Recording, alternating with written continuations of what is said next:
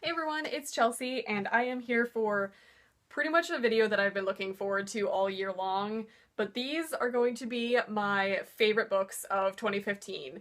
Most of them came out in 2015, and there are a few scattered in there that I just happened to read this year, but for the most part, these are all fairly new releases for the year. I believe I came up with 12 books and one novella. So these are all the books that I gave 5 full-star ratings and could not be happier with the reading experience that I had with them. So without further ado, let's get into the books. Now, the first book that I read in 2015 that I was just over the moon about and I've made so many people read since I have read it is The Young Elites by Marie Lu. I have read her Legend first book. I read the first one in that trilogy and wasn't amazed by it, but I decided to give her a different chance with this series, and I could not have been more pleased with this book. It is so dark and fantasy-ish. It was just everything that I wanted a very dark YA historical supernatural book to be. I have not gotten the Rose Society yet, so no spoilers on that yet, but I'm just so intrigued by a villain story, even though we're not quite sure where it's going, but this is just, the narrator is so dark and disturbed and it's great. The next book that I got to is the first that I've read by this author and has since sold me on everything this author will write, I will read. But that is The Walls Around Us by Nova Rensuma. And this book was just a trip. This book was so bizarre and dark. It's a story of parallel narrators through different points in time. One girl is in a juvenile detention center, and there's a murder that happens, and a ballet studio, and it just, when everything comes together, it's just very twisted and dark, and Nova Rensuma's writing is just so, it's a very mature writing style, and I just really like this in YA because it's not very easy to read, but it's such an intense experience when you're reading anything by her. I'm sold on her writing from this book. The next book that I got to did not come out in 2015, but I finally got my butt on the bandwagon to read The Name of the Wind by Patrick Rothfuss, and of course this was a 5-star. It's a high fantasy. Everybody knows about this book at this point, and I'm just so glad that I finally got around to reading it.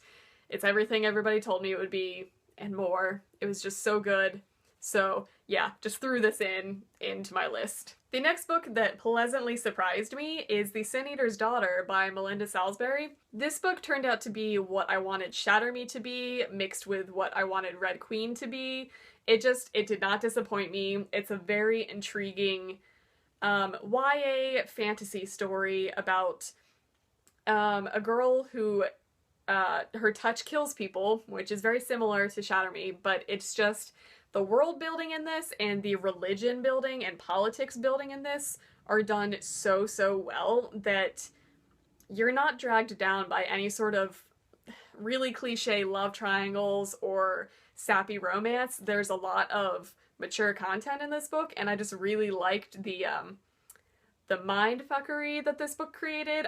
I was really pleasantly surprised by this book, and it's a short book, so I highly recommend picking it up if you are at all interested. You will fly through it. The next book that I loved was Mosquito Land by David Arnold. This book, I kind of went into it not really knowing much other than based off the cover and briefly what people said. It's about a girl who hops on a bus and takes a cross-country trip, which those aren't my favorite types of books, and I know a lot of people like them, but I'm just really glad that I picked this book up. The cast of characters that are introduced in this are done so well. You think that they're going to be something kind of quirky and cliche for YA, and it just turns into a very intensely emotional experience wrapped around a bunch of humor. It kind of has a very similar vibe to Me and Earl and the Dying Girl, in that it deals with very intense life and death and mental illness issues, but in a very lighthearted way, so it's a very enjoyable experience, even though you're left just awed at the book. It was just a very good reading experience for me, so I loved this book. The next book that, of course, I'm pretty sure everybody is going to include on their list this year is An Ember in the Ashes by Sabaa Tahir. You guys have heard me rant about this book on how amazing it is and what a roller coaster ride of a story this is. I was not sold on the cover or on the synopsis until I picked it up and could not put it down for like an entire day straight. Just read this book. It will blow your mind. Even if it doesn't sound appealing, read it. The next book that I have was kind of a book that I just kind of took a risk on to see what I thought of it, but that is More Happy Than Not by Adam Silvera. This book, like, broke me. I believe when it came out, it was portrayed as being very similar to The Eternal Sunshine of a Spotless Mind, which is one of my favorite movies, so that was appealing to me. But I knew that it dealt with homosexuality and growing up and kind of rough life starts for people. This book I read in probably one sitting. This is the only book that I can really think of this year that made me cry ugly, ugly tears. I was sobbing through this book, and I don't know why it hit me as hard as it did, other than the writing was just so well done, and it was just such a heartbreaking read that was inspirational at the same time. I highly recommend this book. I highly recommend following Adam Silvera on Instagram or Twitter. He's a very active YA author, and it was just read this book. It was great.